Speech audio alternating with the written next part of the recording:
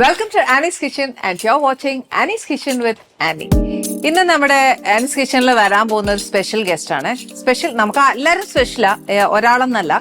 പക്ഷെ ഞാൻ പറയാൻ കാര്യം എന്നാന്നറിയാവോ, ഞാൻ ഫസ്റ്റ് ടൈം മീറ്റ് ചെയ്യാൻ പോകുന്നത്. പക്ഷെ മീറ്റ് ചെയ്തിട്ടുണ്ടോ എന്ന് ചോദിച്ചാൽ ഒന്ന് രണ്ട് ഫംഗ്ഷൻസിന്, ഒന്ന് രണ്ടെന്ന് പറയാനും പറ്റത്തില്ല, ഒരു ഫംഗ്ഷന് ഹായ് ഹലോ അത്രയും മാത്രമേ ഞങ്ങൾ തമ്മിൽ സംസാരിച്ചിട്ടുള്ളൂ. പക്ഷെ എന്നെ സംബന്ധിച്ച് എനിക്ക് ഭയങ്കര ഒരു കുറ്റബോധമായിപ്പോയി. എന്നാന്ന് വെച്ചാൽ ഒരു അപ്രിസിയേഷനോ അല്ലെങ്കിൽ ഒരു നല്ല വാക്ക് പറയാനോ എനിക്ക് ഒത്തില്ല. പക്ഷെ വേറെ ആരുമല്ല വരുന്നത്, ഹൻസിബ എന്ന ആനീസ് കിച്ചണിൽ വരാൻ പോകുന്നത്. ദൃശ്യത്തിൽ ഇത്രയും നല്ലൊരു പെർഫോമൻസ് ചെയ്ത ഒരു കുട്ടിയോട് അറ്റ്ലീസ്റ്റ് ഒരു മര്യാദയുടെ പേരിൽ മോളെ നന്നായി ചെയ്തു എന്നൊരു പറയേണ്ട ഒരു മര്യാദ എനിക്കുണ്ടല്ലോ. പക്ഷെ അതിനെക്കാട്ടിലും അഭിമാനം തോന്നുന്നത് എന്നാന്നറിയാവോ, ആനീസ് കിച്ചണിൽ വന്ന് എൻ്റെ പ്രേക്ഷകരോടൊപ്പം അവരുടെയും ബിഹാഫായിട്ട് ആ കുഞ്ഞിനെ എനിക്കൊന്ന് അപ്രിഷിയേറ്റ് ചെയ്യാൻ പറ്റുന്നത് തന്നെ വലിയൊരു കാര്യമാണ്. അപ്പം നമ്മുടെ ആനീസ് കിച്ചണിൽ വരുമ്പോൾ ഞാൻ വിചാരിച്ചു അതിൻ്റെ ഒരു സ്പെഷ്യൽ ഉണ്ടാക്കാം. സ്പെഷ്യൽ മീൻസ് ഈ നോർത്ത് ഇന്ത്യൻ അങ്ങനത്തെ സാധനമല്ല, നാടൻ ഒരു വിഭവമാണ് ചെയ്യാൻ പോകുന്നത്.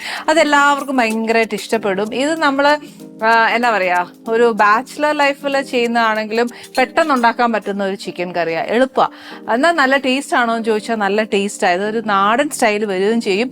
എളുപ്പമുള്ളൊരു കാര്യമാണ്. എപ്പോഴും അടുക്കളയിൽ, ഈവൻ ബാച്ചിലർ ലൈഫിലായാലും ശരി, മാരീഡ് ആയി കഴിഞ്ഞിട്ടായാലും ശരി, ഈവൻ ഒരു അമ്മയായാലും ശരി, അടുക്കളയിൽ എത്രയും വേഗം പണി തീർക്കാൻ പറ്റുന്ന പണികൾ കണ്ടുപിടിക്കാൻ പറ്റുമോ, എന്നാൽ സ്വാദിഷ്ടമായിട്ടൊരു സാധനം ഉണ്ടാക്കാൻ പറ്റുമോ എന്നുള്ളതാണ് നമ്മൾ ആദ്യം കണ്ടുപിടിക്കാൻ.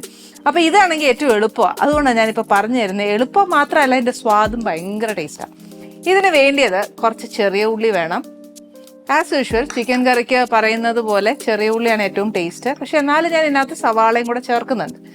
പിന്നെ കുറച്ച് പച്ചമുളക്, ഒരു 5 പച്ചമുളക്, അല്ലെങ്കിൽ 4 to 5 അങ്ങനെ വെച്ചോ. ഒരു ടേബിൾ സ്പൂണോളം കുരുമുളക്. പിന്നെ വേണ്ടിയത് ഒരു 1 കിലോ ചിക്കൻ ആണെങ്കിൽ അറിയാമല്ലോ എത്രയാ, ഒരു 1.5 ടീസ്പൂൺ വെളുത്തുള്ളിയും 1.5 ടീസ്പൂൺ ഇഞ്ചി. പക്ഷെ ഇത് വെളുത്തുള്ളി ആയിട്ടാണ് ഞാൻ എടുത്തേക്കുന്നത്. ഒരു കഷ്ണം ഇഞ്ചി എടുത്തിട്ടുണ്ട്. സാധാരണഗതിയിൽ നമ്മൾ മുളക് പൊടിയല്ലേ ഇടുന്നത്. ഇതിപ്പോ ഞാൻ എന്നാ ചെയ്യുന്നത്, ഇത് എന്നാ മുളകാണെന്ന് ചോദിച്ചാൽ ഇത് നമ്മുടെ നാട്ടിൽ കിട്ടുമെന്ന് അറിയത്തില്ല. പക്ഷെ എന്നാലും നമ്മളതിന് ഓപ്ഷണലായിട്ട് കാശ്മീരി മുളക് എടുത്താൽ മതി. ഇച്ചിരി ഒരു എരിവുള്ള, ഇതൊരു ബേഗഡി മുളകെന്നാണ് അതിന് പറയുന്നത്. ഇതിന് ഇച്ചിരി എരിവുണ്ട്, നിറവുണ്ട്. പിന്നെ വേണ്ടിയത് കുറച്ച് മഞ്ഞപ്പൊടി, കുറച്ച് മല്ലിപ്പൊടി, ഇത് കുറച്ച് ഗരം മസാലയാണ്. ഈ ഗരം മസാല എന്നൊക്കെ ചേർത്ത് പൊടിച്ചാന്നറിയോ, പട്ട, ഗ്രാമ്പു, ഏലക്ക, തക്കോലം, പെരിഞ്ചീരകം, ഇത്രയും സാധനം മാത്രം ചേർത്താൽ ഇത് പൊടിച്ചിരിക്കുന്നത്. സാധാരണഗതിയിൽ ഗരം മസാല അങ്ങനെ അല്ലേന്ന് ചോദിച്ചാൽ ആണ്, അല്ലെന്നല്ല. പക്ഷെ നമ്മൾ അന്നേരം പൊടിച്ചെടുക്കുന്ന ഒരു സാധനം ഭയങ്കര മണമാട്ടോ ഇതിന്, നമ്മൾ അന്നേരം പൊടിക്കുമ്പോൾ. പിന്നെ ഇതൊരു 2 സവാള, ഏറ്റവും കനം കുറച്ച് എങ്ങനെ അരിയാമോ അത്രയും കനം കുറച്ച് അരിഞ്ഞാൽ ചിക്കൻ കറി എളുപ്പമാവും. പിന്നെ ഉള്ളത് 2ാം പാല്, ഇത് 1ാം പാല്. ഇത് ഉരുളക്കിഴങ്ങ് ഓപ്ഷണലാണ്, വേണമെന്നുണ്ടെങ്കിൽ ഇട്ടാൽ മതി, ഇല്ലെങ്കിൽ വേണ്ട. എനിക്ക് ഇഷ്ടമാണ് ഇറച്ചിക്കറിയിൽ ഉരുളക്കിഴങ്ങ് ഇടുന്നത്, ഭയങ്കര ടേസ്റ്റാണ്. അത് ഏട്ടൻ്റെ അമ്മയെ പറഞ്ഞു തന്നെ, ഭയങ്കര ടേസ്റ്റാണ്. പിന്നെ വേണ്ടി നമുക്ക് കുറച്ച് വിനീഗർ. പിന്നെ നാടൻ കറി ആയതുകൊണ്ട് നിറച്ച് കറിവേപ്പില. ഇവിടെ ഞാൻ മേടിച്ചേക്കുന്നത് ഏകദേശം 1 കിലോ ഓളം വരുന്ന ചിക്കനാണ് മേടിച്ചേക്കുന്നത്.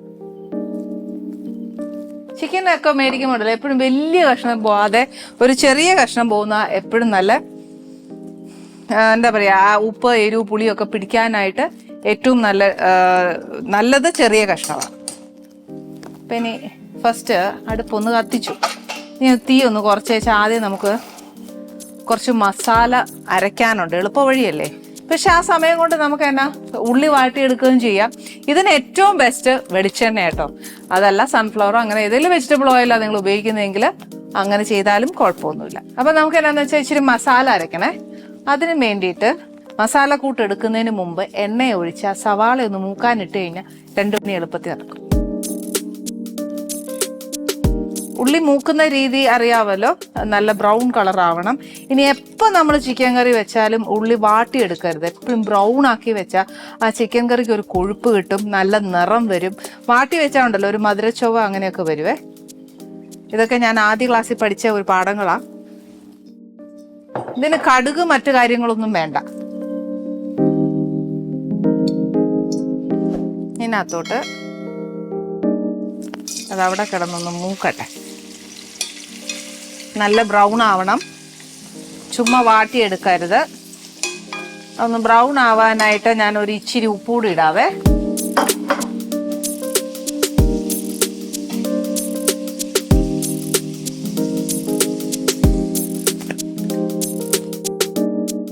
ആക്ച്വലി ഇത്രയും ഉപ്പ് പോരാ, ഒരു ഇച്ചിരി കൂടെ ഉപ്പ് വേണം. എന്നാലും ഇപ്പൊ ഉള്ളി വാടാനുള്ള ഉപ്പ് മാത്രമേ ഞാൻ ഇതിനകത്ത് ഇട്ടിട്ടുള്ളൂ. ഇനി ഇതിവിടെ കിടന്ന് അതിന്റെ ജോലി ചെയ്യട്ടെ. അടുത്ത് നമുക്ക് മസാല അരയ്ക്കാം. മസാല അരയ്ക്കാൻ എന്നാക്കിയാ വേണ്ടിയെന്ന് വെച്ചാല്, ചെറിയ ഉള്ളി ഇതിപ്പോ ഒരു 10-12 എണ്ണം ഉണ്ടാവും. എത്ര കൂടുതൽ ഇടുന്നോ അത്രയും നല്ല ടേസ്റ്റാണ്. നെക്സ്റ്റ് വേണ്ടിയത് പച്ചമുളക്. ഇത് കുറച്ച് സ്പൈസി ആന്നു. സ്പൈസ് കുറയ്ക്കണമെന്നുള്ളവർക്ക് ഈ എന്താ പറയാ ഈ മുളകൊക്കെ കാശ്മീരി മുളക് ചേർക്കാം. പച്ചമുളകിന്റെ എരിവ് കുറയ്ക്കാം. പിന്നെ കുറയ്ക്കാനുള്ളത് കുരുമുളകിന്റെ അളവ് ടേബിൾ സ്പൂൺ എന്നുള്ളത് ടീസ്പൂൺ ആക്കാം. ഇതെല്ലാം ഞാൻ ഇതിന്റെ അളവിനാണ് എടുത്ത് വെച്ചേക്കുന്നത്, അതുകൊണ്ടാണ് ഇടുന്നത്. പിന്നെ വെളുത്തുള്ളി, ഒരു കഷ്ണം ഇഞ്ചി, പിന്നെ നമ്മുടെ ഈ മുളക്. ഇതിനൊരിച്ചിരി സ്പൈസാ. അതെ, എൻ്റെ ഒരു അനിയത്തി ബാംഗ്ലൂറുണ്ട്, പുള്ളിക്കാരത്തി എനിക്ക് മേടിച്ചു തന്നതാ. പുള്ളിക്കാരത്തി ശരിക്കും എനിക്ക് ഒരുപാട് റെസിപ്പീസ് തരാമെന്ന് പറഞ്ഞു. പേര് അർച്ചന എന്നാണ്. പുള്ളിക്കാരത്തി ഒത്തിരി മാംഗ്ലൂരിയൻ റെസിപ്പീസ് ഒത്തിരി നമുക്ക് പറഞ്ഞു തരാമെന്ന് പറഞ്ഞിട്ടുണ്ട്. അതുകൊണ്ട് ഇനി നമുക്ക് അതും കുറെയൊക്കെ പഠിക്കണമല്ലോ. നമ്മളിങ്ങനെ ഈ പറഞ്ഞ പോലെ നാടനും പിന്നെ ഈ പറഞ്ഞ പോലെ കണ്ടുപിടുത്തങ്ങളും ഒന്നുമല്ല, പല നാട്ടിലുള്ള പല ഫ്ലേവേഴ്സ് നമുക്ക് അറിയണ്ടേ.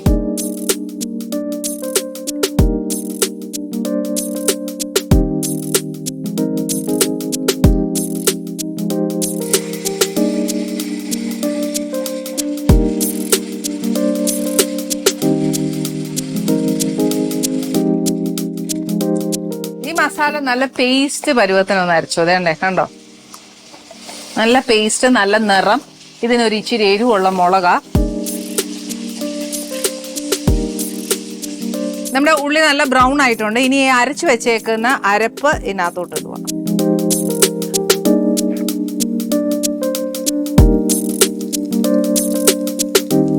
ഉള്ളി അങ്ങോട്ട് മൂത്ത് കഴിഞ്ഞാലുണ്ടല്ലോ, പിന്നെ ആ ഒരു എന്താ പറയാ, പിന്നെ ചേർക്കുന്ന ഇൻഗ്രീഡിയൻസ് ഒക്കെ പെട്ടെന്ന് ആവാനേ ഉള്ളൂ. ഒരു ഇച്ചിരി ഹൈ ഫ്ലെയിമേലോട്ട് വെച്ചിട്ട്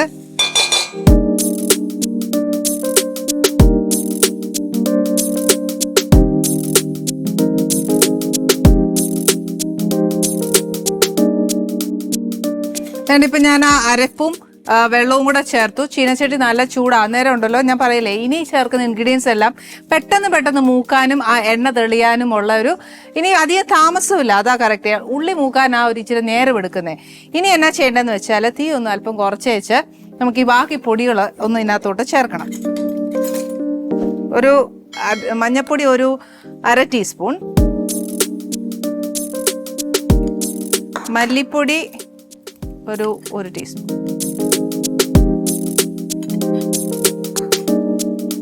ഇനി ഈ പൊടിയുടെ പച്ചച്ചൊവ ഒന്ന് മാറണം. നമ്മൾ ഈ തനി പൊടി ചേർക്കുമ്പോൾ ഉണ്ടല്ലോ പെട്ടെന്ന് അങ്ങ് ഡ്രൈ ആവും. അപ്പം ആ പൊടിയും കൂടെ ഒന്ന് മൂത്ത് അതിൻ്റെ ആ പച്ചച്ചൊവ മാറി ഈ പറഞ്ഞ പോലെ എണ്ണയൊന്ന് തെളിയാനായിട്ട് ഒരു ഇച്ചിരി വെള്ളം.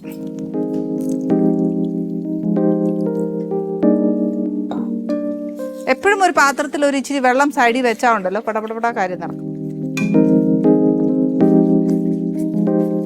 വേണ്ട, ഇത് ഈ ചീനച്ചട്ടി ഒരു ഇച്ചിരി കട്ടിയുള്ള ഒരു പാത്രം ആയതുകൊണ്ട് ചൂട് മെയിൻറ്റെയിൻ ചെയ്യുവേ.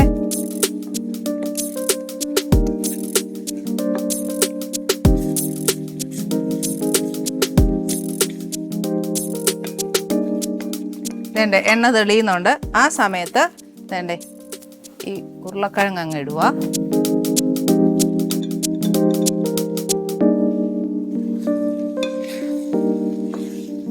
ഉരുളക്കിഴങ്ങ് ചേർത്തതിന് ശേഷം കുറച്ച് കറിവേപ്പില,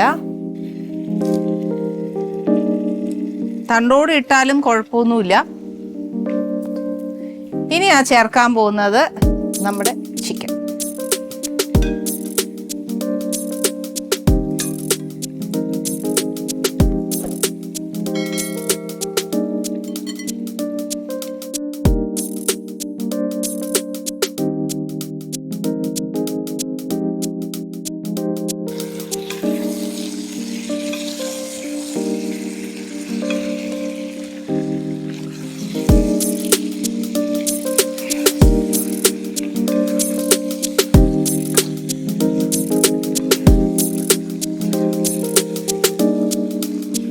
ഈ അരപ്പെല്ലാം ചിക്കനേൽ നല്ലതായിട്ടൊന്ന് പിടിച്ചു കഴിഞ്ഞു കഴിഞ്ഞാൽ ഇതിനകത്തോട്ട് നമുക്ക് ആവശ്യമുള്ള പുളി, ദാറ്റ് ഈസ് വിനീഗർ, അതൊരു ഇതിനൊരു അര അടപ്പ് ഒഴിച്ചാൽ മതിയേ, ഒത്തിരി പുളി വേണ്ട.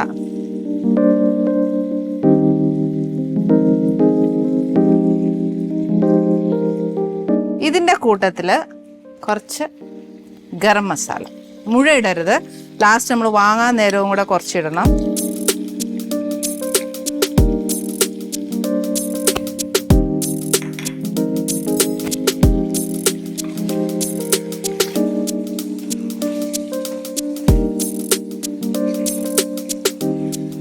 ഉപ്പ് നമ്മൾ ഉള്ളി വഴറ്റാൻ നേരം ഇട്ടിട്ടേ ഉള്ളൂ, അല്ലാതെ ഉപ്പ് ചേർത്തിട്ടില്ല. കുറച്ച് ഉപ്പും കൂടെ ഇടാം.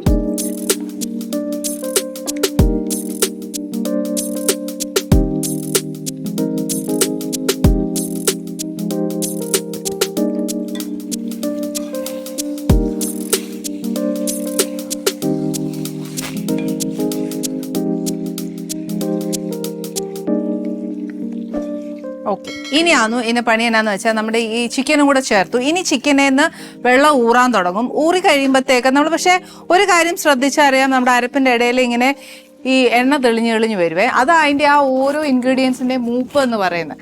അപ്പം എന്നാന്ന് വെച്ചാൽ അത് ആ പരിവം മനസ്സിലാക്കാൻ വേണ്ടി ഞാൻ പറയുക, പച്ചച്ചോവയൊക്കെ ഒന്ന് മാറി അതിൻ്റെ ആ ഒരു എന്താ പറയുക റോ ടേസ്റ്റ് മാറിയിട്ട് അതിൻ്റെ ഒരു മൂത്ത മണം വരുവല്ലേ, അതിൻ്റെ ഒരു ഫസ്റ്റ് എക്സാമ്പിൾ നമുക്ക് മനസ്സിലായില്ല, മണം മനസ്സിലാവുന്നില്ല എന്നുണ്ടെങ്കിൽ മനസ്സിലാക്കേണ്ട ഒരു എളുപ്പ വഴി ഇങ്ങനെ എണ്ണ തെളിയും.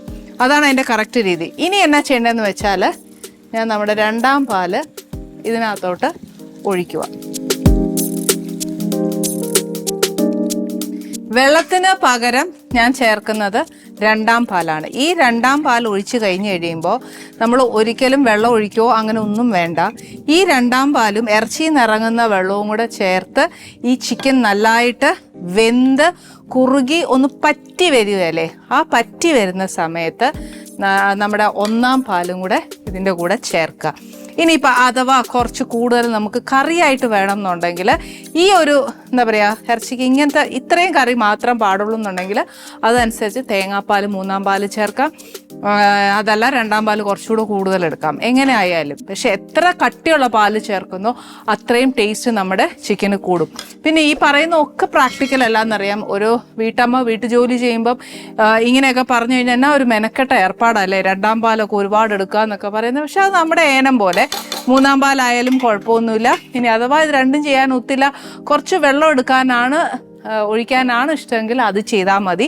എന്നിട്ട് ഒന്നാം പാല് നല്ല കട്ടിക്കെടുത്താലും മതി. അപ്പോൾ പക്ഷേ ഈ ഒഴിക്കുന്ന വെള്ളം എങ്ങനെ അതിൻ്റെ കൺസിസ്റ്റൻസി വരുന്നത് എങ്ങനെയാ വെച്ചാൽ ചിക്കൻ വേവണം, അറ്റ് ദ സെയിം ടൈം ഉരുളക്കിഴങ്ങും വേവണം. പിന്നെ ചിക്കനിൽ ഇങ്ങനെ ഒത്തിരി ലൂസായിട്ട് ഗ്രേവി കിടക്കരുത്. ഒന്നാം പാൽ ഒഴിക്കുമ്പോൾ നമുക്ക് ആവശ്യമുള്ള കൺസിസ്റ്റൻസി ആയിരിക്കണം. ഇത് കോഴി മസാല എന്നാ പറയുക. അപ്പോൾ ഈ മസാല എന്ന് പറയുമ്പോൾ ഒരിക്കലും കറി പോലെ ഇരിക്കുകയല്ല, അതിങ്ങനെ പെരണ്ടായിരിക്കുന്നത്. അപ്പോൾ ആ ഒരു രീതി നോക്കിയാൽ മതി. ഇനി ചിക്കൻ വേവട്ടെ. ചിക്കൻ വെന്തതിന് ശേഷം ഞാൻ ഇനി ഒന്നാം പാല് ഒഴിക്കും, കുറച്ച് ഗരം മസാലയും കൂടെ ഇടും, എന്നാലേ ആ ഒരു മണവും രുചിയും ഒക്കെ മുന്നേ വരുള്ളൂ. ഉപ്പ് നിങ്ങളുടെ രീതിക്ക് അനുസരിച്ച് എടുത്തോണം. അതേപോലെ ഒന്നുകൂടെ പറയാണ്, എരിവ് നിങ്ങളുടെ ഇഷ്ടമനുസരിച്ച് വേണം ചേർക്കാൻ. കുറച്ച് സ്പൈസി ആണെങ്കിൽ അങ്ങനെ ചേർക്കാം. ഇനി ഇതിന് പണിയൊന്നുമില്ല, ഒന്നാം പാലും കൂടെ ചേർക്കാം. അടുക്കള ഒന്ന് വൃത്തിയായതിനു ശേഷം ഹൻസിബെ ഒന്ന് കാണണം.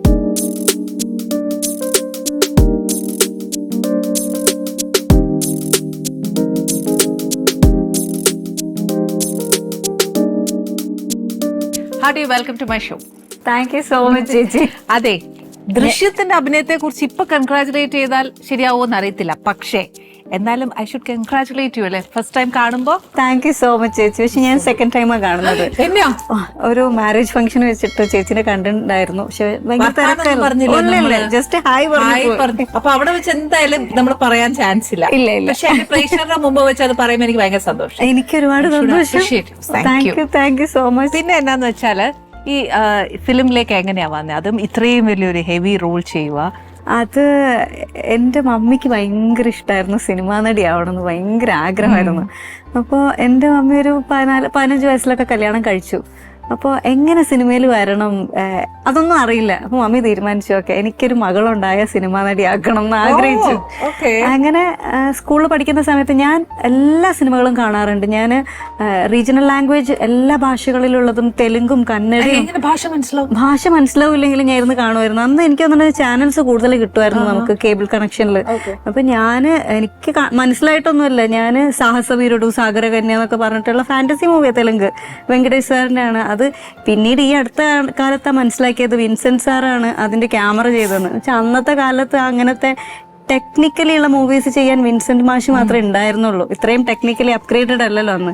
അപ്പൊ ഇങ്ങനെയുള്ള പടങ്ങളൊക്കെ ഞാൻ അന്ന് കണ്ടിട്ടുണ്ട്. ഇംഗ്ലീഷ് മൂവീസ് കാണാറുണ്ട്, പക്ഷെ എന്നാലും എനിക്ക് ഇന്ത്യൻ റീജിയണൽ ലാംഗ്വേജ് മൂവീസ് കാണാൻ ഇഷ്ടമാണ്. അങ്ങനെ ഞാൻ അത് ചെറുപ്പം തൊട്ട് എല്ലാ സിനിമകളും കാണും. പിന്നെ ഓരോ ഓഡീഷന് പോവും, അറ്റൻഡ് ചെയ്യും. അപ്പൊ ഈ ഓഡീഷന് പോകുന്നത് ശരിക്കും അമ്മ ആയിരിക്കും ഈ നോക്കുന്നതും അത് ഇന്നടുത്ത് ഓഡീഷൻ ഉണ്ടെന്ന് പറയുന്നതും? അത് ഇനീഷ്യലി ഒക്കെ പത്രത്തിലൊക്കെ വരുമല്ലോ ഓഡീഷൻ. അന്നൊന്നും ഓഡീഷൻ എന്ന് പറഞ്ഞാൽ ഇൻസ്റ്റഗ്രാം ഒന്നും ഇല്ലല്ലോ. അപ്പൊ അത് കാരണം പത്രത്തിലൊക്കെ കണ്ട് അങ്ങനെയൊക്കെയാണ് ഓഡീഷന് പോകുന്നത്. അങ്ങനെ കുറെ സ്ഥലത്ത് ഓഡീഷന് പോയി. ചിലത് കിട്ടും, ചിലത് കിട്ടിക്കഴിഞ്ഞാലും ഈ സിനിമ നടക്കണമല്ലോ. അങ്ങനെയൊക്കെയുള്ള കുറെ ബുദ്ധിമുട്ടുകൾ. പിന്നെ ഒരു റിയാലിറ്റി ഷോ ചെയ്തു. അതില് 5 ഗേൾസും 5 ബോയ്സിനെ ആയിരുന്നു അവാർഡ്സ്. അത് ബെസ്റ്റ് ആക്ടർ, ബെസ്റ്റ് ആക്ട്രസ്, ജനപ്രിയ നായകൻ, അങ്ങനെയൊക്കെ ആയിരുന്നു അവാർഡ്. അപ്പൊ എനിക്ക് അതിൽ ജനപ്രിയ നായിക അവാർഡൊക്കെ അവർ തന്നു. അങ്ങനെ ആ ഫോട്ടോസ് തമിഴിൽ കണ്ടിട്ട്, തമിഴിലാണ് ഞാൻ ആദ്യം അഭിനയിക്കുന്നത്. കൊഞ്ചം വെയിൽ കൊഞ്ചം മഴ എന്ന് പറഞ്ഞ മൂവിയിലാണ് ആദ്യമായിട്ട് നായികയായിട്ട് അഭിനയിക്കുന്നത്. അതിന്റെ ഇടയിൽ ഞാൻ ഇന്നത്തെ ചിന്താവിഷയം എന്ന് പറഞ്ഞ സിനിമയിൽ സ്കൂൾ കുട്ടിയായിട്ട് അഭിനയിച്ചിട്ടുണ്ട്. ഒരു ഒറ്റ സീൻ ലാലേട്ടന്റെ കൂടെ തന്നെ. അപ്പൊ ലാലേട്ടന്റെ കൂടെയാണ് കൂടുതലും ചെയ്തത്. അതെ അതെ അതെ. അങ്ങനെ പിന്നെ ആ തമിഴ് സിനിമയുടെ ഫോട്ടോ കണ്ടിട്ടാണ് ജിത്തു സാർ ഈ ദൃശ്യത്തിന്റെ ഓഡീഷന് വിളിക്കണത്. അപ്പൊ ഷൂട്ട് തുടങ്ങണതിന്റെ ഒരു 2 ദിവസം മുന്നെയാണ് എന്നെ വിളിക്കണ ഓഡീഷന്. കുറെ കുട്ടികൾ ഓൾറെഡി വന്നിട്ട് പോയിട്ടുണ്ടായിരുന്നു. അപ്പൊ ഞാൻ വന്നു കഴിഞ്ഞപ്പോ ഓഡീഷനൊക്കെ അറ്റൻഡ് ചെയ്തു. അപ്പൊ ഞാൻ എന്നെ എടുക്കുന്നൊന്നും എനിക്ക് പ്രതീക്ഷയില്ല. അപ്പൊ ഞാൻ ഓക്കെ സാർ എന്നാ ഞാൻ പോവാന്ന് പറഞ്ഞു. അപ്പോൾ സാറ് പറഞ്ഞു നല്ല മെഷർമെന്റ് ഒക്കെ കൊടുത്തിട്ട് പോടോന്ന് പറഞ്ഞു. ഞാൻ പെട്ടെന്ന് മെഷർമെന്റോ അപ്പൊ എന്നെ എടുത്തോ? ശരിക്കും പറഞ്ഞ ഒരു സർപ്രൈസ് പോലെ. പിന്നെ എനിക്ക് താങ്ക്സ് പറയാനും പറ്റിയില്ല, ഒന്നും പറയാൻ പറ്റില്ല. ഞാനിങ്ങനെ സ്റ്റക്കായി പോയി. പിന്നെ ഞാൻ യാന്ത്രികമായി ചെല്ലുന്നു, എന്റെ മെഷർമെന്റ് എടുക്കുന്നു. ഞങ്ങൾ മാറിയില്ല. അത് കഴിഞ്ഞ് നേരെ വീട്ടിൽ ചെന്നു. കോഴിക്കോടാണ് വീട്. കൊച്ചിയിലായിരുന്നു ഓഡിഷൻ. അങ്ങനെ കോഴിക്കോടേക്ക് വന്ന് ഡ്രസ്സൊക്കെ പാക്ക് ചെയ്ത് പിറ്റേ ദിവസം തന്നെ നേരെ തൊടുപുഴയ്ക്ക് വന്നു. ഓക്കെ. അപ്പം ഈ നമ്മളെ ദൃശ്യത്തിന്റെ ഫസ്റ്റ് നമ്മൾ അഭിനയിക്കാൻ പോകുന്നത് ജിത്തു സാറാണ് ഡയറക്ടർ, ലാലേട്ടനാണ് ചെയ്യുന്നത്. ഇതെല്ലാം നമുക്കറിയാം, ബേസ് അറിയാം. അതിന്റെ കഥ ഫുൾ കേൾക്കുമ്പോ എങ്ങനെയാണ് നമുക്ക് അത് പെർഫോമൻസ്, നമ്മുടെ ഹാർഡ് വർക്ക് എല്ലാം നമ്മുടെ കോൺട്രിബ്യൂഷൻ ഉണ്ടല്ലോ, അത് കേൾക്കുമ്പോ ഫസ്റ്റ് തോന്നിയത്? എനിക്ക് ഒരു ബേസ് ഒരു സ്റ്റോറി ആണ് ജിത്തു സാർ പറഞ്ഞത്. അത് കഴിഞ്ഞിട്ട് എനിക്ക് സ്ക്രിപ്റ്റ് തന്നു. ആദ്യമായിട്ടാണ് ഒരു സ്ക്രിപ്റ്റ് കംപ്ലീറ്റ് എൻ്റെ കയ്യിൽ കിട്ടുന്നത്. അപ്പൊ ഞാനിത് കിട്ടിയിട്ട് ഇങ്ങനെ ഇതിൽ നോക്കുക, കട്ടിയുള്ളൊരു ഒരു പുസ്തക രൂപത്തിൽ സ്പൈറൽ ബൈൻഡ് ചെയ്ത സ്ക്രിപ്റ്റ്. അപ്പൊ സാറിൻ്റെ അടുത്ത് പറഞ്ഞു ആകെ ഈ ലൊക്കേഷനിൽ 4 ആർട്ടിസ്റ്റിന് മാത്രമേ സ്ക്രിപ്റ്റ് കൊടുത്തിട്ടുള്ളൂ വായിക്കാൻ. അതിലൊരാളാണ് അൻസീബ. അപ്പൊ ആലോചിച്ച് നോക്കണം എത്രത്തോളം ഇമ്പോർട്ടന്റ് ആണ് ഈ ക്യാരക്ടർ എന്ന്. എന്നിട്ട് പറഞ്ഞത് ഫുൾ വായിച്ച് നല്ലോണം പഠിച്ചിട്ട് അഭിനയിച്ചാൽ മതി എന്ന്. അങ്ങനെ അത് പോയിട്ട് റൂമിൽ ചെന്നിട്ട് സ്ക്രിപ്റ്റ് മുഴുവൻ ഒറ്റയിരിപ്പിന് വായിച്ചു. ക്യാരക്ടർ എന്താണെന്നുള്ളത് അതാ ക്യാരക്ടർ എന്താന്ന് പറഞ്ഞു തന്നു. സിനിമയുടെ ആ ഒരു കഥാതന്ത്വം എന്താണെന്ന് പറഞ്ഞു തന്നിരുന്നു. ബാക്കി കംപ്ലീറ്റ് സ്ക്രിപ്റ്റ് വായിച്ച് കംപ്ലീറ്റ് മനസ്സിലാക്കാൻ പറഞ്ഞു. അപ്പൊ അതിനുള്ള പ്രിപ്പറേഷൻ എന്തായിരുന്നു ഹൻസിബയുടെ? അപ്പൊ ജിത്തു സാറിന്റെ പോർഷൻ ചെയ്തു. ഇനി ഹൻസിബയുടെ കോൺട്രിബ്യൂഷൻ അത് വായിക്കുമ്പോൾ ഞാൻ ഇന്ന മാനറിസംസ് ചെയ്യണം, ഇന്ന കാര്യങ്ങൾ ചെയ്യണം, ഗെസ്റ്റേഴ്സ് ഇങ്ങനെ ആയിരിക്കണം, ഏതൊക്കെ പ്രിപ്പയർഡ് ആയിരുന്നു? അത് അങ്ങനെ ഭയങ്കര പ്രിപ്പയർഡ് ഒന്നും ആയിരുന്നില്ല. കുറച്ച് ടെൻഷൻ ഉള്ളിലുണ്ട്, നല്ല ടെൻഷൻ ഉണ്ടായിരുന്നു. കാരണം ഒരു ഫിലിം സ്കൂൾ പോലെ ആയിരുന്നു എല്ലാം. ഇത് വലിയ ആർട്ടിസ്റ്റുകൾ, അപ്പോൾ ഇവരൊക്കെ ഒത്തിരി എക്സ്പീരിയൻസ് ഉള്ള ആളുകൾ. ഈവൻ എസ്തർ പോലെ എന്നെക്കാളും ഒരുപാട് പടങ്ങൾ ചെയ്ത ആളാണ്. എക്സ്പീരിയൻസ് കൊണ്ട് എസ്തർ എന്നെക്കാളും സീനിയറാണ്. അപ്പൊ എനിക്ക് ഭയങ്കര ടെൻഷനായിരുന്നു. അവിടെയാണെന്നുണ്ടെങ്കിൽ ഒരു റിഹേഴ്സല് സിംഗിൾ ടേക്ക്, എല്ലാം സിംഗിൾ ടേക്കാ. ഒരു സീൻ പോലും റീടേക്ക് എടുത്തിട്ടില്ല പടത്തിന്. അപ്പോൾ 32 ദിവസം കൊണ്ടെങ്ങാണ്ട് ഷൂട്ട് തീർത്തതാണ് ദൃശ്യം. അപ്പൊ ഞങ്ങള് ഇങ്ങനെ ചെയ്യുന്ന സമയത്ത് ലെങ്തി ഡയലോഗൊക്കെ വരുമ്പോ എനിക്ക് പേടിയാ, അല്ലെങ്കിൽ ലാലേട്ടൻ പഠിക്കോ? കാണാതെ പഠിക്കും. അപ്പൊ എനിക്ക് ടെൻഷനാവും, അയ്യോ ഞാൻ കാരണം ഇനി ഇവർക്ക് റീടേക്ക് എടുക്കേണ്ടി വന്ന. അതായിരുന്നു ഏറ്റവും വലിയ ടെൻഷൻ. അങ്ങനെ പേടിച്ചാണ് എല്ലാം ചെയ്തത്. പക്ഷെ എനിക്ക് തോന്നുന്നു നമ്മളെപ്പോഴും എന്ത് ചെയ്യുമ്പോഴും ഒരു ചെറിയ ഭയം ഉണ്ടാവണം നല്ലതായിരിക്കും. പക്ഷെ ഭയങ്കര കോൺഫിഡൻസ് കൂടി കഴിഞ്ഞാലും പ്രശ്നമാണ്, കോൺഫിഡൻസ് ഒട്ടും ഇല്ലെങ്കിലും പ്രശ്നമാണ്. സത്യം. പക്ഷെ ഇപ്പൊ ഹൻസിബ പറഞ്ഞ കുറച്ചൊരു പേടി ഉള്ളത് നല്ലതാന്ന് പറഞ്ഞില്ലേ, എന്നെയൊക്കെ സംബന്ധിച്ച് ആ പേടി മതി കുറച്ചൊന്ന് കൂടാൻ. അത് പോവൊന്നുമില്ല, അതിങ്ങനെ കൂടി കൂടി കൂടി കൂടി ഉള്ള ധൈര്യം കൂടെ പോവെങ്കിലേ ഉള്ളൂ. അതായത് നമുക്ക് ഒരു എന്താ പറയാ, പെട്ടെന്ന് നോക്കുമ്പോ ലാൽ സാർ നിൽക്കുന്നു, മീന നിൽക്കുന്നു എന്ന് ആലോചിച്ച് നോക്കൂ, നമ്മൾ എങ്ങനെ അത് ഫേസ് ചെയ്യും? നമ്മളൊരു ന്യൂ കമർ, ഇവരുടെ മുമ്പിൽ ഈ പറഞ്ഞ പോലെ ഒരു ടെൻഷൻ ഇല്ലേ, ആ ടെൻഷൻ വെച്ച് ഉള്ള ഡയലോഗ് പഠിക്കുന്നത് മറന്നു പോവോ? ഇതൊക്കെ എന്നെ സംബന്ധിച്ച് അങ്ങനെ ആയിരിക്കും കേട്ടോ, ഉള്ള സത്യം ഞാൻ പറയാം. പക്ഷെ അത് വെച്ചിട്ട് ഇത്രയും ലെജൻസിന്റെ കൂടെ വർക്ക് ചെയ്തപ്പോൾ മോള് നല്ലതായിട്ട് വർക്ക് ചെയ്തു, നല്ലൊരു പെർഫോമൻസ് ആയിരുന്നു. അത് പ്രേക്ഷകർ അങ്ങ് എന്താ പറയാ, രണ്ട് കൈയും നീട്ടി അങ്ങ് സ്വീകരിച്ചു. അപ്പം അതൊരു വലിയൊരു ക്യാരക്ടറായിരുന്നു. ഒരു ആസ് എൻ ആർട്ടിസ്റ്റ് എന്ന നിലയ്ക്ക് നല്ലോണം പെർഫോം ചെയ്യാനുള്ള ഒരു ആർട്ടിസ്റ്റ്. പക്ഷെ അതിന്റെ ഇടയ്ക്ക് ഞങ്ങൾ നോക്കുമ്പോൾ ഗ്രാഫിൽ പെട്ടെന്ന് ഒരു ഏറ്റക്കുറച്ചിലും, അത് പിന്നെ സെലക്റ്റീവ് ആയതാണോ? സെലക്റ്റീവ് ആയതൊന്നുമല്ല, അത് കഴിഞ്ഞിട്ട് സിനിമയിൽ അങ്ങനെ എനിക്ക് അങ്ങനെ സിനിമയെ പറ്റി, സിനിമകൾ കാണും, സിനിമയുടെ മേക്കിങ്ങിനെ പറ്റി ഇങ്ങനെയുള്ള കാര്യങ്ങളൊക്കെ പഠിച്ചിട്ടുണ്ടെന്നല്ലാതെ ഒരു സിനിമയിൽ വന്ന സസ്റ്റെയിൻ ചെയ്യാൻ എന്ത് വേണം, എങ്ങനെ ആയിരിക്കണം എന്നുള്ളത് പഠിപ്പിച്ചു തരാനോ പറഞ്ഞു തരാനോ എനിക്ക് ആരുമില്ല. അപ്പോൾ ഞാൻ അടുത്ത നെക്സ്റ്റ് പ്രോജക്റ്റ് വരുന്നത് ഞാൻ ചെയ്യും, നെക്സ്റ്റ് ചെയ്യും. പക്ഷെ പിന്നീട് മനസ്സിലായൊരു ഫിനാൻഷ്യൽ ബാക്കപ്പിന് വേണ്ടി മാത്രം പടം ചെയ്തു കഴിഞ്ഞാൽ ഒരു ആർട്ടിസ്റ്റ് എന്നുള്ള നിലയ്ക്ക് നമ്മൾ മെന്റലി ഭയങ്കര ഡൗൺ ആയിപ്പോവും. പക്ഷെ ഫിനാൻഷ്യൽ സ്റ്റെബിലിറ്റി ഇല്ലെങ്കിൽ മുന്നോട്ട് പോകാനും പറ്റൂല. അപ്പൊ നമുക്ക് ചിലപ്പോൾ ഇഷ്ടമില്ലാതെ സിനിമകൾ ചെയ്യേണ്ട അവസരങ്ങൾ ഉണ്ടായിട്ടുണ്ട്. പക്ഷെ അത് കുറച്ചിങ്ങനെ അങ്ങനെ മുന്നോട്ട് പോയി കഴിഞ്ഞപ്പം എനിക്ക് മെന്റലി ഭയങ്കര അപ്സെറ്റായി ഞാൻ. പക്ഷെ അങ്ങനെ ഒരു ഫിനാൻഷ്യൽ സ്റ്റെബിലിറ്റിക്ക് വേണ്ടി സിനിമ ചെയ്യേണ്ട ഒരു അവസ്ഥ വന്നു കഴിഞ്ഞാൽ ഭയങ്കര ബുദ്ധിമുട്ടാണ് ഒരു ആർട്ടിസ്റ്റിന്. അപ്പൊ ഞാൻ വിചാരിച്ചു ഓക്കെ ടെലിവിഷൻ മേഖലയിലേക്ക് തിരിയാന്ന്. ആ സമയത്ത് തന്നെയാണ് ടെലിവിഷൻ മേഖലയിൽ എനിക്ക് ആങ്കറിങ്ങിനൊക്കെ അവസരം വരുന്നത്. അപ്പം ഞാൻ ആങ്കറിങ് ചെയ്തിട്ടൊന്നുമില്ല മുന്നേ, പക്ഷെ ഞാൻ പോയി ചെയ്തു. പക്ഷെ ഞാൻ ഫിനാൻഷ്യലി സ്റ്റേബിൾ ആയത് ശരിക്കും പറഞ്ഞാൽ ടെലിവിഷനിൽ വന്നിട്ടാണ്. അപ്പം ഞാൻ തീരുമാനിച്ചു ഫിനാൻഷ്യലി സ്റ്റെബിലിറ്റി എനിക്ക് ഉണ്ടായപ്പോൾ ഞാൻ വിചാരിച്ചു ഓക്കെ ഇനി എനിക്ക് നല്ല പടം വരികയാണെങ്കിൽ മാത്രം ചെയ്യാം, അല്ലെങ്കിൽ ചെയ്യുന്നില്ല. പടം ചെയ്തില്ല എന്നല്ലേ ഉള്ളൂ. ഞാൻ സിനിമ നന്നായി കാണുന്ന ആളാണ്. എനിക്ക് മറ്റുള്ളവർ അഭിനയിച്ച സിനിമ കണ്ടു കഴിഞ്ഞാൽ ഞാൻ പ്രത്യേകിച്ച് അസൂയൊന്നും വരാൻ പോകുന്നില്ല. എനിക്ക് കിട്ടിയിട്ടില്ല എന്നുള്ള ഒരു വിഷമം തുടക്കത്തിലുണ്ടായിരുന്നു. അപ്പോൾ എനിക്ക് സിനിമകൾ കാണാൻ ഇഷ്ടമാണ്. അപ്പൊ സിനിമകൾ കാണാം, ഇല്ലെങ്കിൽ ഇല്ല, കുഴപ്പമില്ല എന്നുള്ള ഒരു മെന്റാലിറ്റിയിലേക്ക് വന്നു. ഓക്കെ, ആ മെന്റാലിറ്റിയിലേക്ക് വരുമ്പോൾ നമ്മൾ ഇപ്പോഴത്തെ ഫിലിം ആയാലും ശരി, ഇനി ഏത് സാധനം നമ്മൾ ചെയ്യുവാണെങ്കിലും ഏത് പ്രൊഫഷണലായാലും നമുക്കൊരു കോമ്പറ്റീഷൻ ഉണ്ട് അല്ലേ? അപ്പോൾ ആ കോമ്പറ്റീഷനിൽ ഇപ്പം മോളിൽ ഹൻസിബ ചെയ്തില്ല, ഓക്കെ വേണ്ട, ഹൻസിബ ചെയ്യുന്നില്ല, സെലക്റ്റീവ് ആണ്, ഓക്കെ ചെയ്യണ്ട, ബാക്കി അടുത്ത ആളെ എടുക്കാം എന്നൊരു പെട്ടെന്ന് ഒരു തോട്ട് വരും ഏതൊരു വ്യക്തിക്കും. അപ്പൊ നമ്മുടെ ചാൻസസ് അവിടെ പൊക്കോണ്ടിരിക്കും. അല്ല, എനിക്കങ്ങനെ വിളിച്ചാലല്ലേ അഭിനയിക്കാൻ പറ്റുള്ളൂ. അങ്ങനെ ആരും വിളിച്ചില്ല എന്നാണ് പരാതി അല്ലേ? അത് മോശമായി പോയി. പക്ഷെ എന്നാലും ഇത്രയും നല്ല കാലിബറുള്ള ഒരു ആർട്ടിസ്റ്റിന് വരാം. അല്ല, അങ്ങനെയല്ല. ഇപ്പോൾ സിനിമ എന്ന് പറയുമ്പോൾ എപ്പോഴും ഡയറക്ടർ കൺസീവ് ചെയ്യുന്ന പോലെ ആയിരിക്കും. പിന്നെ പ്രൊഡക്ഷന് കുറച്ചും കൂടി ഇന്ന ആർട്ടിസ്റ്റിന്, ചിലപ്പോൾ ഒരു സിനിമയിലെ ആർട്ടിസ്റ്റിനെ സെലക്ട് ചെയ്യുന്നത് ആക്ടിങ് എബിലിറ്റി മാത്രം നോക്കിയിട്ടായിരിക്കില്ല. ചിലപ്പോൾ ആ ആർട്ടിസ്റ്റിന് ഉള്ള ഒരു ജനപ്രീതി, അല്ലെങ്കിൽ ആ ആർട്ടിസ്റ്റിനെ സെല്ല് ചെയ്യാൻ പറ്റുന്നത്, മാർക്കറ്റ് ചെയ്യാൻ പറ്റുന്നത്, ഇങ്ങനെ പല കാര്യങ്ങളും നോക്കിയിട്ടായിരിക്കും. അപ്പം അതിൽ ഏതെങ്കിലും ഒരു ഏരിയയിൽ വീക്കാണെങ്കിൽ ചിലപ്പോൾ നമ്മൾ വിളിക്കൂല. അപ്പം അങ്ങനെ ഏതെങ്കിലും ഒരു ഏരിയയിൽ വീക്ക് ആയതുകൊണ്ടായിരിക്കും വിളിക്കാത്തതെന്നുള്ള ഒരു ഉത്തമ ബോധ്യം എനിക്കുണ്ട്. അപ്പൊ ഈ നമ്മൾ ഈ ഒരു ഓഡിഷൻ സമയത്തൊക്കെ പോയപ്പോ എനിക്ക് ചെയ്യാൻ പറ്റും, ഐ ആം ആൻ ആർട്ടിസ്റ്റ് എന്നുള്ള സ്വയം പ്രൂവ്ഡ് ആയത് എപ്പോഴാണ്? I am ready to do it. എനിക്ക് അങ്ങനെ ഒരു കോൺഫിഡൻസ് ശരിക്കും വന്ന ദൃശ്യം 2 ചെയ്തപ്പോഴായിരുന്നു. വൺ ചെയ്തപ്പോ ആഗ്രഹമായിരുന്നല്ലോ, സിനിമ ചെയ്യാനുള്ള കൊതിയായിരുന്നു. പക്ഷെ 2 ചെയ്തപ്പോഴേക്കും ഞാൻ കുറച്ചും കൂടെ സിനിമ എന്താണെന്ന് മനസ്സിലാക്കി. അതിൽ വന്ന് നിന്നതിന് ശേഷം ഒരു സിനിമ കണ്ടുള്ള എക്സ്പീരിയൻസും സിനിമയിൽ നിന്നിട്ടുള്ള എക്സ്പീരിയൻസും ഡിഫറെന്റ് അല്ലേ. അപ്പം ഞാൻ റിയലൈസ് ചെയ്തു. അപ്പം ഞാൻ ദൃശ്യം 2 ചെയ്യുന്ന സമയത്ത് കുറച്ചും കൂടെ ആക്ടിങ് ക്ലാസ്സുകളൊക്കെ ഓൺലൈനായിട്ട് അറ്റൻഡ് ചെയ്യാൻ തുടങ്ങി. അപ്പോൾ എനിക്ക് മനസ്സിലായി ഐബോൾസ് ഒക്കെ ചെറുതായിട്ട് മൂവ് ചെയ്യുന്നതിൽ പോലും ഭയങ്കര വ്യത്യാസം ഉണ്ടാവുന്നു. അപ്പോൾ എനിക്ക് തോന്നുന്നത് എനിക്ക് ദൃശ്യം 2 അങ്ങനെയുള്ള ചെറിയ വ്യത്യാസങ്ങൾ അഭിനയത്തിൽ കൊണ്ടുവരാൻ പറ്റിയിട്ടുണ്ട്. അപ്പോൾ അത് കഴിഞ്ഞപ്പോൾ എനിക്ക് ഭയങ്കര ക്രേവിംഗ് ആയിരുന്നു. നമ്മളത് പഠിച്ചപ്പോൾ നമുക്കത് പെർഫോം ചെയ്യാനായിട്ട് തോന്നിയല്ലേ? ഇനി ആ ഒരു സിറ്റുവേഷൻസ് വരുമ്പോൾ നമ്മൾ എങ്ങനെ പെർഫോം ചെയ്യാം, ഒരു കോൺഫിഡൻസ് ലെവൽ കൂടി. പിന്നെ ഞാൻ പണ്ട് ഇപ്പം നമ്മൾ സിനിമ കാണുന്ന സമയത്ത് ചില ക്യാരക്ടേഴ്സ് കാണുമ്പോൾ വിചാരിക്കുമല്ലോ, ഈ ക്യാരക്ടർ ഞാൻ ചെയ്തിരുന്നെങ്കിൽ എങ്ങനെയായിരിക്കും, പക്ഷെ എനിക്ക് ചെയ്യാൻ പറ്റിയിരുന്നെങ്കിൽ ഇങ്ങനെ ആലോചിക്കും. പക്ഷെ ഞാൻ ചില സിനിമകൾ ഇപ്പോഴും കാണുമ്പോൾ എനിക്ക് ഇഷ്ടപ്പെട്ട ക്യാരക്ടർ ആണെന്നുണ്ടെങ്കിൽ ആ ക്യാരക്ടർ സ്ക്രീനിൽ ഇനാക്ട് ചെയ്യുന്നത് ഞാൻ അറിയാതെ ഞാൻ സീറ്റിലിരുന്നിട്ട് അതുപോലെ ഇനാക്ട് ചെയ്യും. ഒരു ആർട്ടിസ്റ്റ് ഉള്ളിൽ ഉണ്ട്. അതുണ്ട്.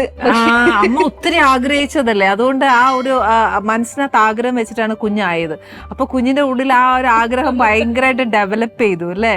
അതെ. പിന്നെ ഞാനിങ്ങനെ തിയേറ്ററിൽ ഇരുന്ന് ഇത് ഞാൻ തന്നെ ഇനാക്ട് ചെയ്തിട്ട് ഈ ഡയലോഗ് ഞാൻ തന്നെ പറയണം. അതേ ഇമോഷൻ എനിക്ക് വരുന്നുണ്ടോന്ന് അറിയാൻ വേണ്ടി സ്പോണ്ടേനിയസ് ആയിട്ട് അറിയാതെ വരുന്നത്. അപ്പം ഞാൻ ഇത് കുറച്ച് കഴിയുമ്പോൾ റിയലൈസ് ചെയ്ത് ഈ തിയേറ്ററിലല്ല അടുത്ത ആൾക്കാർ ഇരിക്കുന്നുണ്ട്, അവർ നോക്കുന്നുണ്ടോന്ന്. അപ്പം ഞാനിങ്ങനെ നോക്കും, അത് കഴിഞ്ഞിട്ട് അറിയാത്ത പോലെ വീണ്ടും ഇരിക്കും. പക്ഷെ ഞാൻ അറിയാതെ വീണ്ടും ഇത് ചെയ്തോണ്ടിരിക്കും. അല്ല, അപ്പം വീട്ടിൽ ചെന്നിട്ട് ഈ ഹോംവർക്ക് പോലെ മിറർ വർക്ക് ചെയ്യാറുണ്ട്? പണ്ട് മിറർ വർക്ക് ഭയങ്കരമായിട്ട് മിററിൽ നോക്കിയിട്ട് കുറെ ഈ ദൃശ്യം മണ്ണൊക്കെ ചെയ്ത സമയത്ത് മിററിൽ നോക്കി ഫുൾ ആക്ടിങ് ആയിരുന്നു. കണ്ണാടിക്ക് ജോലിയായിരുന്നു. കണ്ണാടിക്ക് ജോലിയായിരുന്നു. പക്ഷെ അത് കഴിഞ്ഞിട്ട് പിന്നെ ഞാൻ ഓൺലൈൻ ക്ലാസ്സുകളൊക്കെ ഇങ്ങനെ അറ്റൻഡ് ചെയ്യാൻ തുടങ്ങിയപ്പോൾ സാറിന്റെ മുന്നിൽ പെർഫോം ചെയ്യാനായിരുന്നു കുറച്ചുകൂടെ ഇൻട്രസ്റ്റ്. പക്ഷെ ഒരാള് അല്ല, എന്റെ ഇപ്പോൾ എനിക്ക് കുളൂർ മാഷായിരുന്നു ആക്ടിങ് ക്ലാസ് ചെയ്തു തന്നിരുന്നത്. അപ്പൊ ഞാൻ സാറിന്റെ മുന്നിൽ കുറച്ചുകൂടെ പെർഫോം ചെയ്യുമ്പോൾ എന്തെങ്കിലും മിസ്റ്റേക്ക് ഉണ്ടെങ്കിൽ കറക്റ്റ് ചെയ്തോണ്ടിരിക്കുമല്ലോ.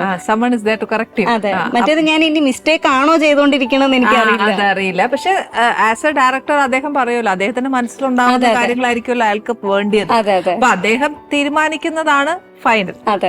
അപ്പൊ പിന്നെ നമ്മൾ തെറ്റ് ചെയ്യാൻ ചാൻസ് ഇല്ല. ഇനി ദൃശ്യം 3 ഉണ്ടോ? അതിന്റെ അപ്ഡേറ്റ്സ് ഉണ്ടെന്ന് പറയണു. ഒരു അപ്ഡേറ്റ്സും ഇല്ല, ഒന്നും നമുക്ക് അറിയില്ല.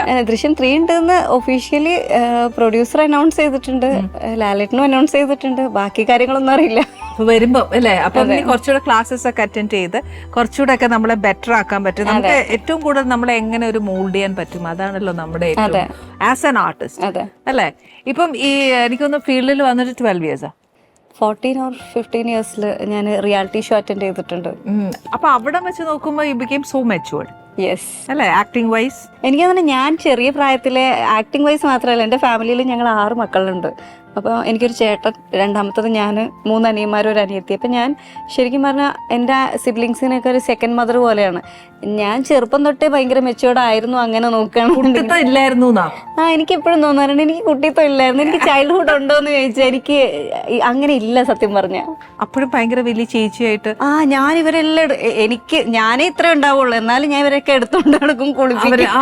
അവരെ ഒരു അമ്മ സ്ഥാനത്ത് നിന്ന് എല്ലാം ഇങ്ങനെ ചെയ്യും. ആക്ച്വലി അത് അങ്ങനെ ഇഷ്ടമാണോ? അത് ഓട്ടോമാറ്റിക്കലി ചിലപ്പോൾ ഞാനും മമ്മിയും എൻ്റെ ഫാദറും എൻ്റെ സിബ്ലിങ്സ് ഞങ്ങൾ മാത്രമേ വീട്ടിലുണ്ടായിരുന്നുള്ളൂ. അപ്പൊ ഇവരെ നോക്കാൻ മമ്മി അല്ലാതെ പിന്നെ ഞാനല്ലേ ഉള്ളൂ.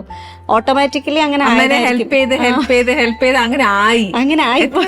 നിങ്ങള് ഞങ്ങൾ 6 പേരാ. 6 പേര്. അപ്പൊ പിന്നെ എന്തായാലും മൂത്ത ചേച്ചി നോക്കിയേ പറ്റുള്ളൂ. അതെ. പക്ഷെ എന്ന് പറഞ്ഞിട്ട് ഞാൻ ഭയങ്കര ചേച്ചിയുടെ ഇതൊന്നും അവരുടെ അടുത്ത് പറയാറോ അല്ലെങ്കിൽ ഞാൻ പറഞ്ഞ അവർ കേൾക്കുന്ന ആൾക്കാരോ ഒന്നുമല്ല. പക്ഷെ ഞാൻ ചെറുപ്പത്തിൽ അവരങ്ങനെ നോക്കിയിട്ടുണ്ട്. പിന്നെ ഇടയ്ക്ക് ഹൻസിബ പറഞ്ഞെന്നാന്ന് വെച്ചാൽ ആക്ടിങ് ഒരു ഇഷ്ടമാണ്, പക്ഷെ അതിന്റെ കൂടെ അതിന്റെ ബാക്കി കാര്യങ്ങളും പഠിക്കാൻ ഇഷ്ടമാന്ന് പറഞ്ഞു. അതെ. അപ്പം റാദർ ദാൻ ആക്ടിങ് ഏതാ ഇഷ്ടം? ഏത് മേഖലയിലേക്ക്? ഡയറക്ഷൻ. ഞാനൊരു മൂവി അനൗൺസ് ചെയ്തിട്ടുണ്ടായിരുന്നു ഡയറക്റ്റ് ചെയ്യാൻ വേണ്ടിയിട്ട്. അത് കോവിഡിന്റെ സമയത്ത്, കോവിഡ് തുടങ്ങുന്നതിന് ജസ്റ്റ് മുന്നേ ആയിരുന്നു അനൗൺസ് ചെയ്തു. ലാലേട്ടനായിരുന്നു അനൗൺസ് ചെയ്തു തന്നത്. എന്നിട്ട് എനിക്ക് തോന്നുന്നു ബിഗ് ബ്രദർ ഒക്കെ ഇറങ്ങിയ സമയത്ത്, ആ സമയത്ത് അനൗൺസ് ചെയ്തു. ഡൽഹിയിലായിരുന്നു ഷൂട്ട്. ഞങ്ങൾ ഡൽഹിയിൽ പോകാൻ വിചാരിച്ച ആ ദിവസം അവിടെ ജെന്യു പ്രൊട്ടസ്റ്റ്. അപ്പോൾ നമ്മൾ വിചാരിച്ചു പ്രൊട്ടസ്റ്റ് കഴിഞ്ഞിട്ട് തുടങ്ങാമെന്ന്. പക്ഷെ ഈ പ്രൊട്ടസ്റ്റ് അവസാനിച്ചത് കോവിഡ് കാരണം ഇന്ത്യ മുഴുവൻ ലോക്ക്ഡൌൺ ആക്കി. പിന്നെ 2 വർഷം പോയല്ലോ. പ്രോജക്ട് പോയോ കയ്യിന്ന്? ആ പ്രോജക്ട് പിന്നെ അത് ചെയ്യാൻ പിന്നെ 2 വർഷം അങ്ങനെ പോയപ്പോ പിന്നെ മടുപ്പ് വരും. പിന്നെ അത് കഴിഞ്ഞപ്പോ ഞാൻ ദുബായി പോയി RJ ആയിട്ട് വർക്ക് ചെയ്തു. അപ്പൊ അത് കഴിഞ്ഞിട്ട് പുതിയ പ്രോജക്ട്സ് ഒന്നും ചെയ്യാൻ തോന്നിയില്ല? ഇതിന്റെ മുന്നേ ഒന്നും എനിക്ക് നല്ല പ്രോജക്ട്സ് വന്നില്ല. പക്ഷെ എനിക്ക് ഞാൻ പടം ഡയറക്റ്റ് ചെയ്യാൻ വിചാരിച്ച കറക്റ്റ് സമയത്ത് 2D പ്രൊഡക്ഷൻ എന്നൊക്കെ വിളിച്ചിട്ട് സിനിമയിൽ അവരുടെ പുതിയ മൂവിയിൽ അഭിനയിക്കാൻ വേണ്ടിയിട്ട് ഓഫേഴ്സ് വന്നു. നല്ല ക്യാരക്ടർ, സ്റ്റോറി നറേറ്റ് ചെയ്യട്ടെ എന്നൊക്കെ ചോദിച്ചിട്ട് വിളിക്കണം. അപ്പൊ ഞാൻ വിചാരിച്ചു ഇതിന്റെ മുന്നൊന്നും ആരും വിളിച്ചില്ല, ഇപ്പൊ കറക്റ്റ് വിളിക്കണം. അപ്പൊ ഞാൻ പറഞ്ഞു അയ്യോ ഞാനിപ്പോ ചെയ്യുന്നില്ല, മൂവി ഡയറക്റ്റ് ചെയ്യാതെ കഴിഞ്ഞിട്ട് നോക്കാന്ന് പറഞ്ഞു. ബേസിക്കലി ആ സിനിമ നടന്നതുമില്ല, ഈ സിനിമയും കിട്ടിയില്ല. ഇങ്ങനെയാണ് ശരിക്കും പറഞ്ഞ ഗ്രാഫ് അങ്ങോട്ടും ഇങ്ങോട്ടും പോയത് അല്ലെ? ഫ്ലക്ച്വേഷൻ ഇങ്ങനെ വന്നോണ്ടിരിക്കും. അതിന് നല്ലൊരു സ്റ്റഡി നടത്തിയില്ലേ മോളെ? വാട്ട് ഷുഡ് ഇപ്പൊ നമ്മുടെ ആദ്യം മോള് പറഞ്ഞു, ഇപ്പം ഒരു ആർട്ടിസ്റ്റ് ഒരു ഫീൽഡിൽ സസ്റ്റെയിൻ ചെയ്യാൻ വേണ്ടി എന്ത് ചെയ്യണം എന്ന് ആരും പഠിപ്പിച്ച് തന്നില്ല എന്ന്. പക്ഷെ നമ്മുടെ ലൈഫിന്റെ ഒരു ജേർണി വെച്ച് നോക്കുമ്പോൾ ഇപ്പൊ മോക്ക് മനസ്സിലാവുമോ എങ്ങനെയാ ഒരു ആർട്ടിസ്റ്റ് അവിടെ സസ്റ്റെയിൻ ചെയ്യേണ്ടതും ഇന്ന കാര്യങ്ങൾ ചെയ്താലേ നിൽക്കാൻ പറ്റുള്ളൂ എന്നുള്ളതും ഇപ്പൊ മനസ്സിലായിട്ടുണ്ടാവും? എനിക്ക് തോന്നുന്നത് ഇപ്പോഴും അതിലൊരു ക്ലാരിറ്റി എനിക്ക് സത്യസന്ധമായി പറയുകയാണെങ്കിൽ ഇല്ല സസ്റ്റെയിൻ ചെയ്യാൻ വേണ്ടി. ഇപ്പം നമുക്ക് എത്ര വേണമെങ്കിലും നമുക്ക് നമ്മുടെ ഒരു ടാലൻറ്റ് ഇമ്പ്രൂവ് ചെയ്യാൻ പറ്റും. നല്ല ആക്ടിങ് ക്ലാസ്സിന് പോവാം, അല്ലെങ്കിൽ നല്ല ഡബ്ബിങ് ക്ലാസ്സിന് പോവാം, ഇതൊക്കെ ചെയ്യാം, ഡാൻസ് ക്ലാസ്സിന് പോവാം. നമുക്ക് അങ്ങനെ നമ്മുടെ ഒരു സെൽഫ് ഇമ്പ്രൂവ്മെൻ്റ് ഉണ്ടാക്കാം, കുറച്ചുകൂടെ കോണ്ടാക്ട്സ് ഉണ്ടാക്കാം. പക്ഷെ പിന്നീട് വേണ്ട ഒരു കഴിവെന്ന് വെച്ചാൽ ഈ കോണ്ടാക്ട്സ് ഉണ്ടാക്കിയിട്ട് അത് യൂസ് ചെയ്യാൻ അറിയണം. എനിക്ക് കോണ്ടാക്ട്സ് ഉണ്ടോയെന്ന് ചോദിച്ചാൽ എനിക്ക് എല്ലാവരുമായിട്ടും കോണ്ടാക്ട് ഉണ്ട്. പക്ഷെ ഞാൻ ഒരാളടുത്തും എനിക്ക് ഒരു അവസരം വേണമെന്ന് ഞാൻ പറയാറുമില്ല. എനിക്ക് എന്തോ ഒരു വിഷമം തോന്നും. പക്ഷെ ഞാൻ അങ്ങനെ ചോദിച്ചിട്ട് ഞാൻ അവരെ മിസ്യൂസ് ചെയ്യാണെന്ന് അവർക്ക് തോന്നിയാലോ, ഞാൻ അതിന് വേണ്ടിയല്ല അവരെ ഫ്രണ്ട്. ഇത് രണ്ടായാലും തിങ്ക് ചെയ്യുന്നോണ്ടാണ് അവരെ യൂട്ടിലൈസ് ചെയ്യുന്ന, അവരെ യൂസ് ചെയ്ത് ഞാൻ ഒരു ചാൻസ് ചോദിക്കാം, എനിക്ക് പരിചയമുള്ളതുകൊണ്ട് നല്ല ഫ്രണ്ട്ലി ആയതുകൊണ്ട് ഞാൻ അവരെ അങ്ങനെ ഒരു തോന്നലല്ലേ, അവർക്ക് അങ്ങനെ തോന്നുമോ? അപ്പൊ അങ്ങനെ തോന്നുകയാണെന്നുണ്ടെങ്കിൽ ഞാൻ പിന്നെ ചോദിക്കാൻ പാടില്ല. ആക്ച്വലി നമ്മുടെ ഒരു കഴിവ് നമുക്ക് ഇങ്ങോട്ട് ഒരു ചാൻസ് തന്നില്ലേ, നമ്മൾ അങ്ങോട്ട് ചോദിച്ചാൽ അത് മേടിച്ച് നമ്മുടെ കഴിവ്, ഒരു സ്ട്രഗിൾ എന്നൊരു സാധനം ഇല്ല, അതെ, അത് ചെയ്താലേ നമുക്ക് മുന്നോട്ട് എത്താൻ പറ്റുള്ളൂ. അപ്പൊ അത് ശരിക്കും ഒരു കഴിവാണ്, അങ്ങനെ ഗ്രാബ് ചെയ്യാന്നുള്ളത്. ഞാൻ ഇപ്പോഴും കാസ്റ്റിംഗ് കോള് കാണുന്ന സമയത്ത് ഞാൻ അയക്കാറുണ്ട്, ഫോട്ടോസ് അയക്കാറുണ്ട്, എന്നെ കോണ്ടാക്ട് ചെയ്യാറുണ്ട്. ചില പടങ്ങളൊക്കെ വിളിച്ചിട്ട് എൻ്റെ മിസ്റ്റേക്ക് കാരണം ഞാൻ ഫോൺ എടുക്കാതെ ചില പടങ്ങൾ എനിക്ക് മിസ്സായിട്ടുണ്ട്. അങ്ങനെയൊക്കെ ഉണ്ട്. പക്ഷെ എന്നാലും എനിക്ക് വിളിച്ചിട്ട് എന്നെ ഇതിലെടുക്കണം എന്തായാലും, അങ്ങനെയൊക്കെ പറയാൻ എനിക്ക് ഭയങ്കര ബുദ്ധിമുട്ട്. അപ്പം ഞാൻ അങ്ങനെയുള്ള ചോദ്യം ഉണ്ടാക്കാറില്ല. ആൻസിബ വിളിച്ചിരുന്നു കൊടുക്കണ്ടേ എന്നൊരു ചോദ്യം വേണ്ടാന്ന് അല്ലേ? ഓക്കെ. അപ്പം ആൻസിബയ്ക്ക് ഇപ്പം ഏറ്റവും ഇഷ്ടം ആക്ടിങ്ങിനോടാണ്. അതിനോടുള്ള ഇഷ്ടവും പാഷനും ഡെഡിക്കേഷനും എല്ലാം കൊണ്ടിട്ട് ആക്ടിങ് ക്ലാസ്സിലും എല്ലാം പോയി. അപ്പം ഇനി അപ്പാർട്ട് ഫ്രം ആക്ടിങ്, അല്ലെങ്കിൽ സിബ്ലിങ്സുമായിട്ട് ഒരു അമ്മ സ്ഥാനത്ത് ഇരിക്കാതെ അതും വിട്ടിട്ട് ഫാമിലിനെ കുറച്ചൊന്ന് മാറ്റിയാൽ ഏറ്റവും കൂടുതൽ കംഫർട്ടായിട്ടിരിക്കുന്ന ഒരു മേഖല ഏതായിരിക്കും? സിനിമ തന്നെയാണ്. സിനിമയിൽ വന്നു കഴിഞ്ഞാൽ എപ്പോഴും ഞാൻ കാണാറുണ്ട്. അതിന്റെ വർക്ക് ചെയ്തുകൊണ്ടിരിക്കുമ്പോൾ the day which we enjoy most. അതെ, apart from film, acting and family. അങ്ങനെ അല്ലാതെ എനിക്ക് ട്രാവൽ ചെയ്യാനും ഡ്രൈവ് ചെയ്യാനും ഇഷ്ടമാണ്. പക്ഷെ അപ്പോഴും ഞാൻ സോളോ ട്രിപ്പാണ് പ്രിഫർ ചെയ്യുന്നത്.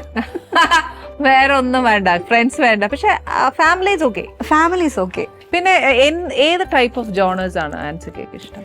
എനിക്ക് ഡയറക്ഷൻ ഞാനിപ്പോ ത്രില്ലറാണ് ഫോക്കസ് ചെയ്തിരിക്കുന്നത്. എനിക്ക് ത്രില്ലർ ഇഷ്ടമാണ്. റൊമാൻറ്റിക് മൂവി ഇഷ്ടമാണ്.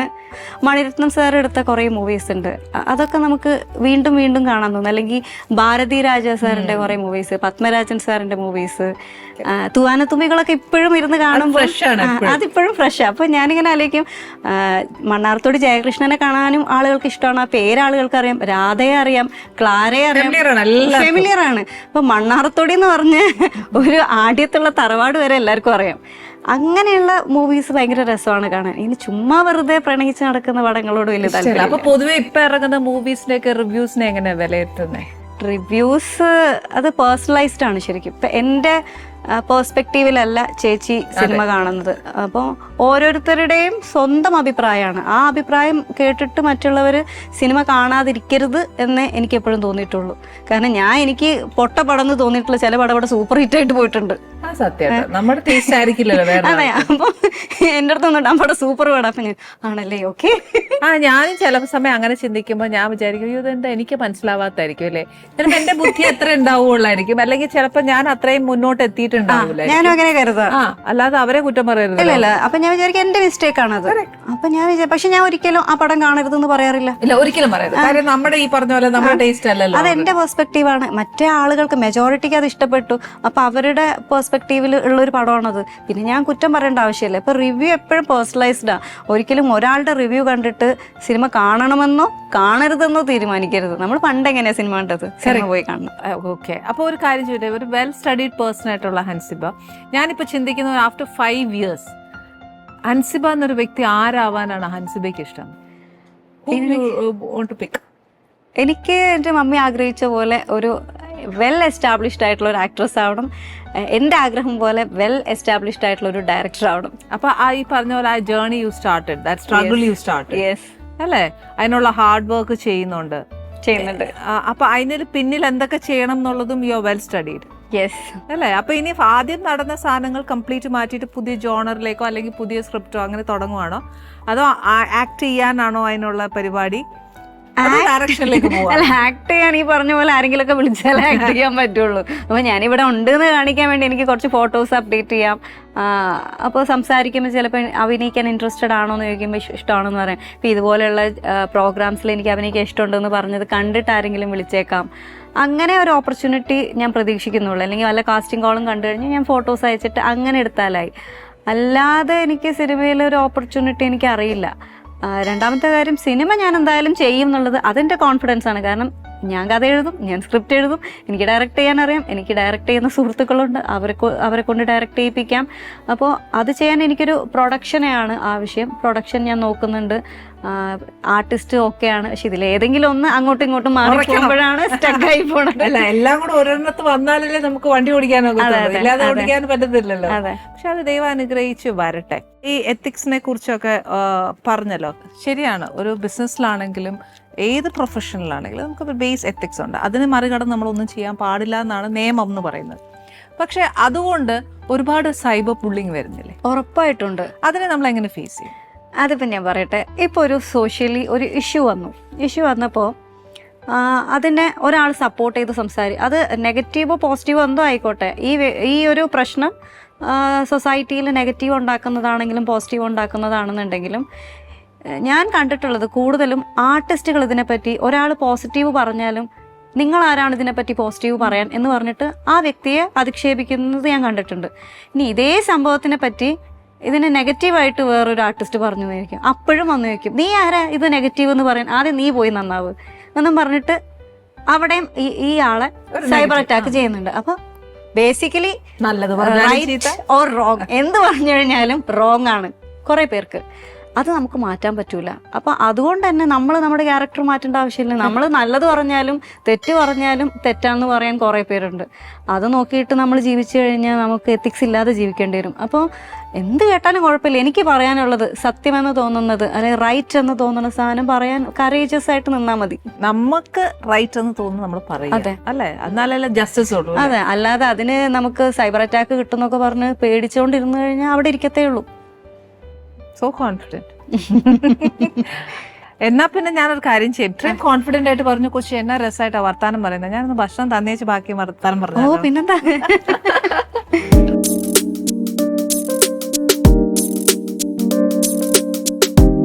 ഇത് കുറച്ച് അലങ്കാരമായിട്ട് വെച്ചേക്കുവാ. എനിക്കൊരു വലിയ ഭാഗ്യമുണ്ട് ഈ അമ്മയുടെ സത്യമൊക്കെ കാണുമ്പോൾ. മമ്മി ഞാൻ പറഞ്ഞില്ല ഭയങ്കര സിനിമ പ്രാന്തിയാണ്. അപ്പോൾ ഇങ്ങനെ പറയും, നല്ല സുന്ദരിയല്ലേ ആനി, ഭയങ്കര സുന്ദരിയാണ് ആക്ട്രസ് എന്നൊക്കെ പറഞ്ഞിട്ട്. അപ്പൊ ഞാൻ ചേച്ചിയുടെ മൂവീസ് ഒക്കെ കണ്ടിട്ടുണ്ട്. ആ ആള് എനിക്കിങ്ങനെ ഭക്ഷണം വേണം കഴിക്കാൻ പറ്റുക സൂചിപ്പിക്കാൻ പറയണം. എന്നെ നിയോഗിച്ചത് ഇതിനാണ് മോളെ.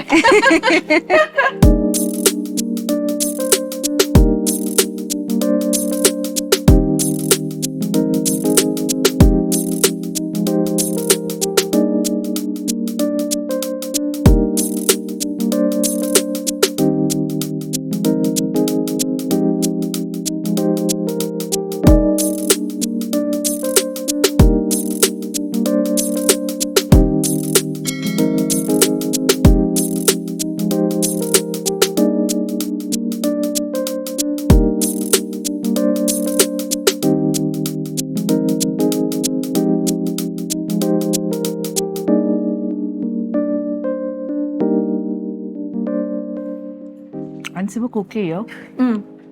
വർത്താനം പറയരുതെന്നല്ലേ ആഹാരം കഴിക്കുമ്പോ? കൊച്ചിനെ മണ്ടേ വല്ലതും കയറിയിട്ട് എന്നെ ചീത്ത അങ്ങനെയൊന്നുമില്ല, അങ്ങനെ പറയും. പക്ഷെ അതെന്നാന്നോ എനിക്ക് എപ്പോഴും വഴക്ക് കേൾക്കുന്ന ഒരു കാര്യം. അതുകൊണ്ടാകുമ്പോൾ ജാമ്യം എടുത്തേച്ച് സംസാരിച്ചാൽ കുഴപ്പമില്ലല്ലോ. നല്ല ടേസ്റ്റ്. നെയ്ച്ചോറും ചിക്കൻ കറി, ചിക്കൻ മസാല, ഒരു നാടൻ സ്റ്റൈലൊക്കെ കഴിക്കാം. എന്നാലും മമ്മി വെക്കുന്നതിന് അത്രയൊന്നും വരികയല്ല. അവിടെയൊക്കെ ആണല്ലോ ഏറ്റവും എന്താ പറയാ പല ടൈപ്പ് നല്ല ടേസ്റ്റ് ഉണ്ട് മമ്മി ഉണ്ടാക്കുകയല്ലേ. കോഴിക്കോടിന് ഞാൻ വെല്ലാം വേറെ ആരും ഇല്ല. കാര്യം ഒരു ദിവസം വെക്കുന്ന ഭക്ഷണമല്ല പിറ്റേ ദിവസം പുതിയ പുതിയ സാധനങ്ങൾ ഇങ്ങനെ ഉണ്ടാക്കും. പക്ഷെ ഞങ്ങളുടെ വീട്ടിലെ ദേശീയ ഭക്ഷണം എന്ന് പറഞ്ഞാൽ ചോറ്, പരിപ്പ് കറി, മീൻ പൊരിച്ചത്.